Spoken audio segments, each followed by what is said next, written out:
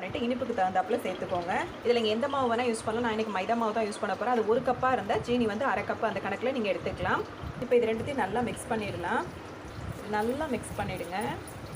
இப்போ இது கூட குக்கிங் ஆயில் சேர்த்துக்கோங்க.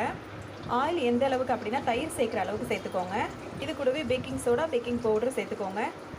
இப்போ 1/2 கப்பு போல் பால் கலந்து நல்லா கலந்து விட்டுடலாம்.